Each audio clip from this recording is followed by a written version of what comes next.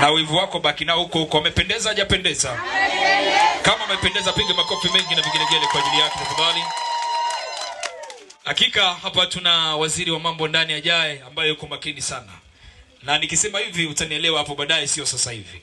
Na mara baada ya kusema hayo, wakati huo sasa bila kupoteza muda, maandiko matakatifu yanatuambia kwamba katika kila jambo dua na sala ni muhimu sana. Wageni waliko wenye nafasi ya kuketi, naomba tuweze kuketi. Na mara baada ya hapo sasa naomba nimwalike baba mchungaji mwinjilisti wetu afike hapa mbele kwa ajili ya kutupatia ombi la ufunguzi kwa sala, na baada ya hapo niposa tuweze kuendelea. Studio nilete baba hapa mbele. Kule kwa baba nikaishi naye kule mbinguni kwenye mji wa lulu. Bwana Yesu apewe sifa. Amen.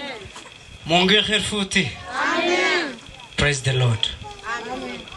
Hapa nimewacha kidogo. Huyu tu sana nimemfundisha, anajua kidogo. Bwana Yesu apewe sifa. Amen. Umenuna na.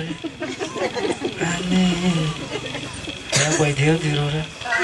Mungu khirfuti. Amen. Wapendwa watu wa Mungu, ninamshukuru Mungu sana. Najua Edward hajanialika, mama hakunialika, lakini juzi nilikuwa mahali mtoto alinialika. Salome, Mungu akubariki sana.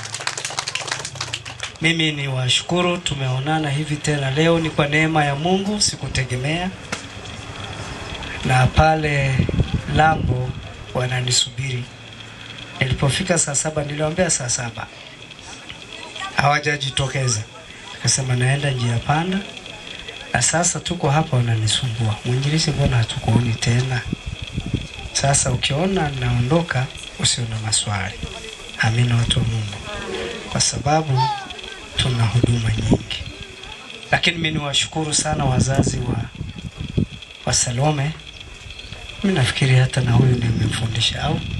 Yes. Hata na huyo. Ilikuwa mwaka gani ile? Mwaka juzi. 23. Sasa leo nimefurahi tena kuwepo hapa. Wewe nimemfundisha mwaka moja. Mwaka huu nilipohama nikajua sirudi tena njia panda. Lakini kwa neema ya Mungu tunaonana tena. Amina. Amen. Kazi yetu kubwa ni kuombeana. Naomba ni neno fupi tu. Zaburi ile 23 inatukumbusha nini juu ya maisha yetu sisi wanadamu?